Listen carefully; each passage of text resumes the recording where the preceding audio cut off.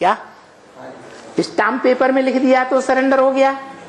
यज्ञ के आदि में खून से लिखते थे तो सरेंडर हो गए? नहीं, सरेंडर कहा जाता है सर अंडर। ये जो मन बुद्धि है वो आपके अंडर में है, आप जैसे चलाएं वैसे ये मन बुद्धि चलेगी, उसको कहते हैं सरेंडर। बाप की आज्ञा एक है और करते हैं दूसरा।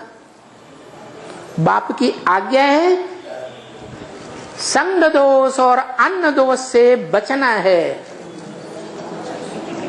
गिराने वाले कौन से दोष हैं?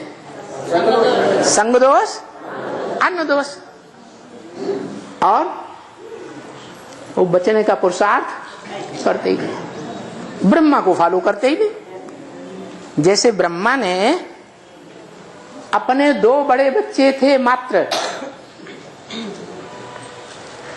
उन्होंने शादी करने की जिद की तो उनको घर से बाहर निकाल दिया। घर में रखेंगे तो अन्न दोष लगेगा कि नहीं है? बहू के हाथों का खाना पड़ेगा कि नहीं है? खाना पड़ेगा, अन्न दोष लगेगा। और एक ही घर में रहेंगे तो वातावरण विकारी बनेगा या निर्विकारी बनेगा?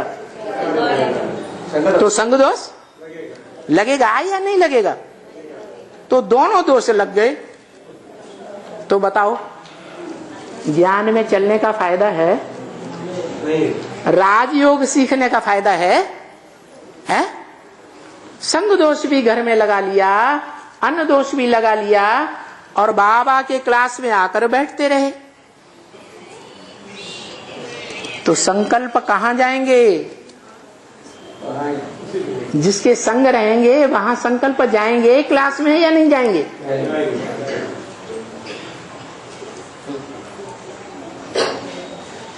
बाप का, परिवार का, बाप के क्लास का, बाप के विद्यालय का वातावरण बर्बाद कर देते हैं। इससे तो अच्छा घर में बैठे हैं वो अच्छा, या चालू रखें वो अच्छा? घर में बैठे हैं वो फिर भी अच्छा। कम से कम ब्राह्मण परिवार की आंखों में धूल तो नहीं झोंकेंगे, दुनिया की आंखों में धूल तो नहीं झोंकेंगे। घर में बैठेंगे तो धूल झोंकेंगे? नहीं समझे? दुनिया क्या समझती है कि परिवार में आकर के बैठते हैं, ब्राह्मणों के बीच बैठते हैं, कहते हैं हमें भगवान मिला है, लेकिन भगवान के आज्ञाकारी बनकर रहते हैं, वफादार बनकर रहते हैं, ईमानदार से पुरुषार्थ करते हैं, फरमान को मानते हैं? नहीं मानते। तो बताया कि 16,000 की लिस्ट में आने से तो अपने को दुनिया को दिखाने के लिए 16,000 की लिस्ट में आ गए, स्टाम्प पेपर पर साइन कर दिए, खून से लिख दिया, कोई वैल्यू नहीं।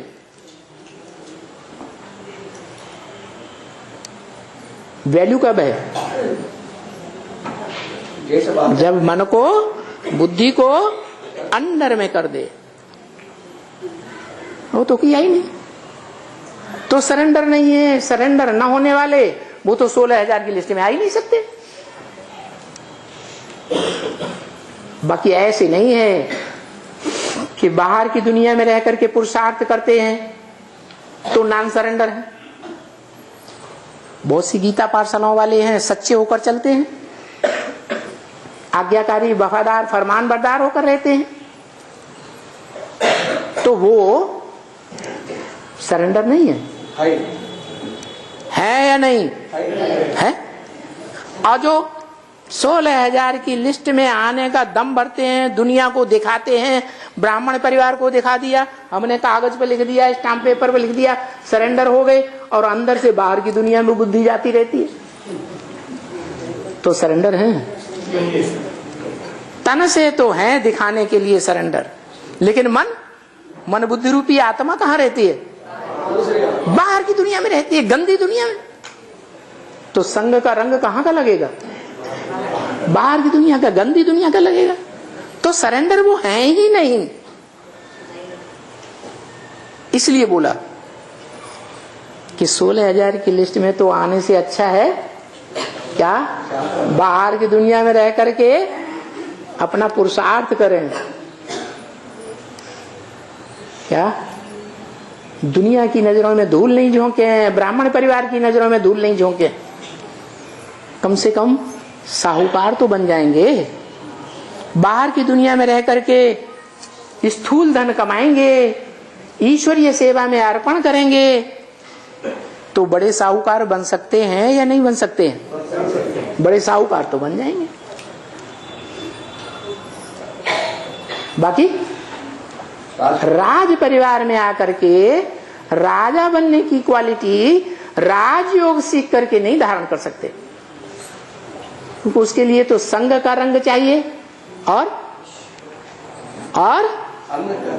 अन्न पवित्र हाथों का बना हुआ चाहिए।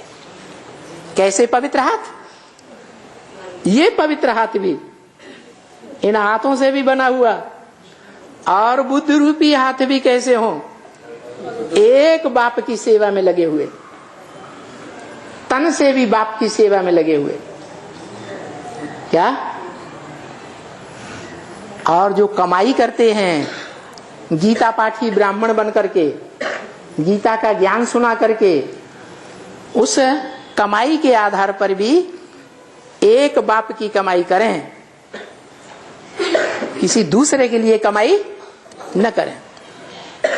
तन भी अर्पण, धन भी अर्पण, और मन के संकल्प भी ईश्वरीय सेवा में अर्पण।